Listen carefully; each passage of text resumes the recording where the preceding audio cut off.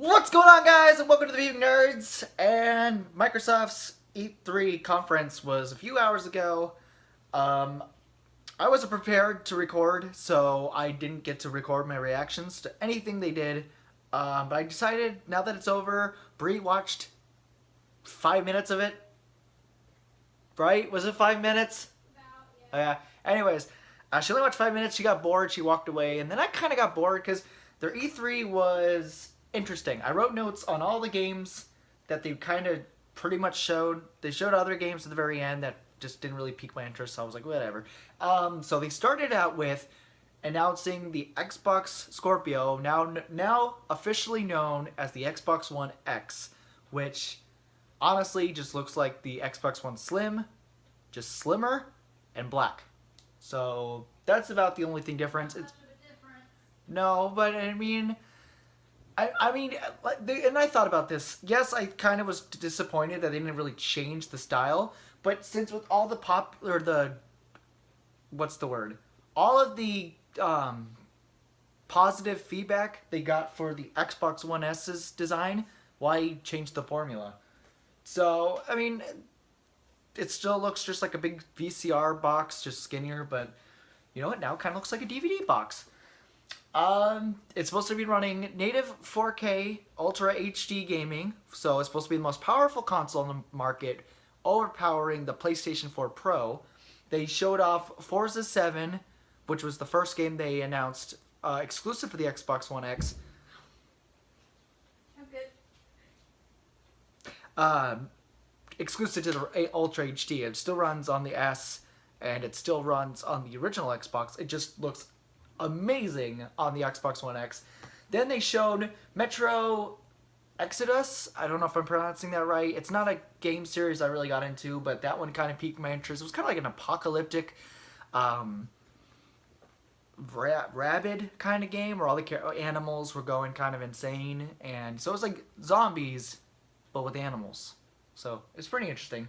Next, they showed Assassin's Creed Origins, which is the next chapter in the Assassin's Creed genre. This time it takes in ancient Egypt, and honestly, it looks okay. They showed an eagle thing where you have this eagle sidekick, and you can use him to kind of scope out from the skies, which that was a cool little unique thing that they haven't done for any other Assassin's Creed. But at the same time, it just felt like the same old Assassin's Creed game, just a different style and some new weapons. Who knows? Maybe it'll be popular. Maybe I'll change my mind in the future. But it looked decent. Next was PlayerUnknown Battlegrounds, which I believe is a game that's been out for the PlayStation, PC for quite some time. I've never played it, but it's cool to. It's thanks. Sorry. It's okay. I don't care. It's still cool to see that a lot of PC games, for example, Hello Neighbor, that is going to be coming to the Xbox One as well. That was released for the PC. It's cool to see these games coming to consoles. They showed State of Decay 2, which honestly looked really cool. It's the sequel to State of Decay, of course, and it looks no different than State of Decay. Better graphics, running on the Xbox One X, and just, yeah, it looks like you get to choose your own story. Gave me that Walking Dead vibe. Next was the Darwin Project, which, if I recall, that game was kind of like Overwatch in a way. That's what it kind of reminded me of. It looks interesting. Not something I was like really blown away for, but it still looks like something that, you know, if it gets good reviews, I may pick it up. If not, I would wait for a huge price drop, usually around what's that, Black Friday. But and then Minecraft. This if you're a huge Minecraft fan, then it'll be cool to know that every single Minecraft system, or any system that plays Minecraft, can now be played together in multiplayer. So if you have a Minecraft for the Nintendo Switch, but your friend has it for the Xbox One, you can now play multiplayer no matter what system you're on, even if you have a tablet, which I thought was kind of bizarre because tablets run way slower than most gaming consoles nowadays. So I just figured that would be really hard to keep up with someone with the console version. But yeah, I don't know. Um, a new Dragon Ball Z Street Fighter looking game came out, which absolutely looks amazing. I'm a huge, I was a huge Dragon Ball Z fan back in the day. I haven't caught up with it barely, but it looks really cool. Definitely something I'm willing to pick up when it's like $40. I'm assuming it's gonna be like $60 brand new. So if it drops down to 40, I may pick it up. Sea of Thieves. It's probably the one game I am actually excited for, and the one game that Xbox showed to me that I was truly interested. It's the next game in Rare's lineup of games. It's a open world online pirate game where you and a bunch of other players around the world sail, hunt for treasure, kill each other. It looks amazing. It's literally like an open world Pirates of the Caribbean, and it looks awesome. I'm really excited to pick that game up on day one. Definitely going to be a day one for sure. Super Lucky's Tale. That reminded me of Ratchet and Clank and Tails the Fox from Sonic the Hedgehog. He gave me that Tails vibe. It looks awesome. It definitely looks like something Bree would enjoy because she likes those kind of platformer games. So it might be something I'd pick up for her. I guarantee she'd love it. It's super cute and fun and colorful. It just looked like a really fun game to play. Super Lucky's Tale, or no, that was the game I just announced. Excuse me. Cuphead.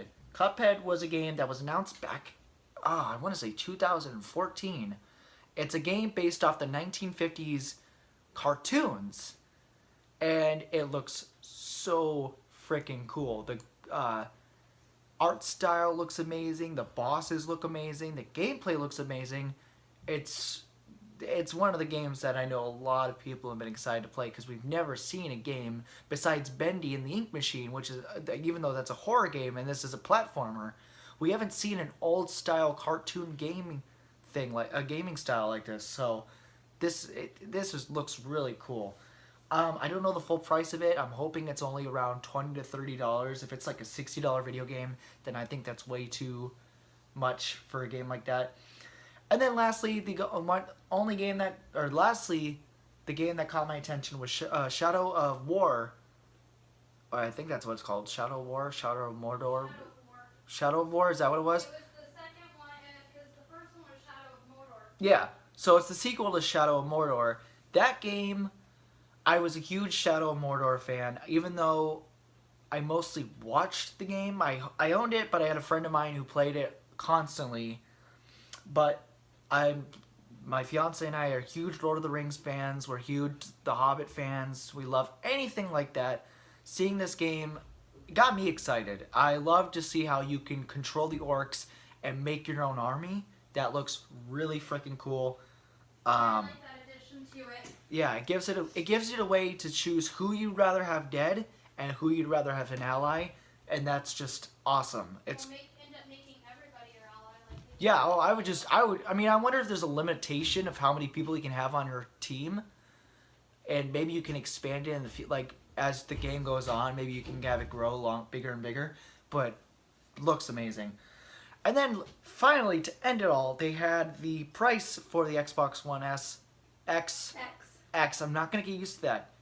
First of all, the title. Why would you call it the Xbox One X? That sounds like someone's gaming tag. Why are you looking at me? Don't you agree? Don't you agree?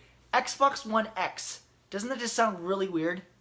I don't know. I mean, Xbox One Ultra? That would have been cool. yeah, that would have been cool. Xbox One X. Well, it's like they don't want to actually use another word. Well, it sounds like, it sounds like a last minute title they came up with.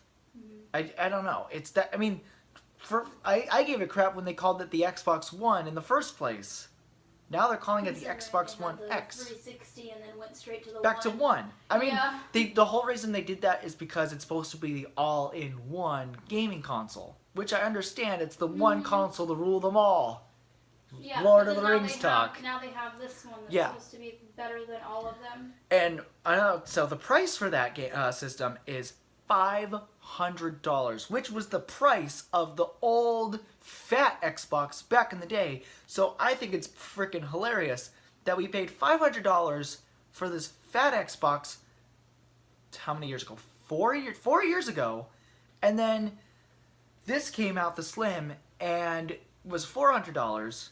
Now we're back to paying $500 again. If it was $400, I would say the Xbox One X is worth it, but I feel like the extra $100 it's not worth it unless the system drops on Black Friday, or maybe a year from now or a year after its release date, it'll drop down to $100. By that time, they'll come out with another system. Maybe. Well, I mean, there can only be so many Xbox Ones, and they do that with every console. They did it with the Xbox 360. There was the Xbox 360, the Xbox 360 Slim, and then there was the Xbox 360 Elite. So I understand that they do this, but it's almost like you can only do so many. Anyways, thank you all for watching. This is just a quick reaction of all the games that they kind of talked. Personally, it was an okay conference. Kind of got bored after a while. And yes, they had a lot of exclusive. I believe they said they had like 42 exclusive games. So Xbox definitely threw everything they had. Oh, the biggest part. I think the biggest part for me, last year they announced, was it last year? Last year, I believe, they announced Xbox 360 backwards compatibility for the Xbox One. That was mind-boggling. Now they're announcing the original Xbox games for the Xbox One. That is awesome. It makes me wonder if the discs, because I have a ton of Xbox games. Look at this. I have a ton. I have Tony Hawk's Underground. I have Tomb Raider. I have Splinter Cell. Splinter Cell again. Max Payne. Halo 2. Halo 1. Grand Theft Auto San Andreas. Doom 3. And Battlefield 2 Modern Combat. So, will the discs work? I don't know if it's only downloadable on the store. I don't know how this is going to work. But it's really cool where they're going in this direction. Xbox did an okay job. It was definitely... It was meh. If I had to give it a rating, it was a meh. It was something that I watched one time. I don't know if I would go back in history to rewatch it. I tend to be one of those people that love to watch old E3s sometimes, just to, you know, relive some of the good memories that we've had watching E3. This is definitely not an E3 I would watch again. It was great. They threw a lot of good games. Microsoft is definitely heading in the right direction. It's just not something that made me go, oh my god.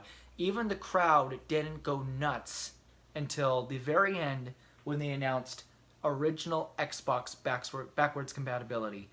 So Sony is having their conference tomorrow at 5. Unfortunately, I'm not going to be able to record that one tomorrow. It's my brother's graduation. I will be watching it though. I'm just not going to be able to record my reaction. I may record a little bit when my brother and I watch it in case there's something that like comes and we just want to get a reaction. But Sony, you have a huge plate to fill right now. You have some great exclusive games coming. Hit it with everything you got. Please announce backwards compatibility for your PlayStation 4. Give us PS3 games. Give us PS2 games. Give us PS1 games on the PS4. Anyways, thank you all for watching.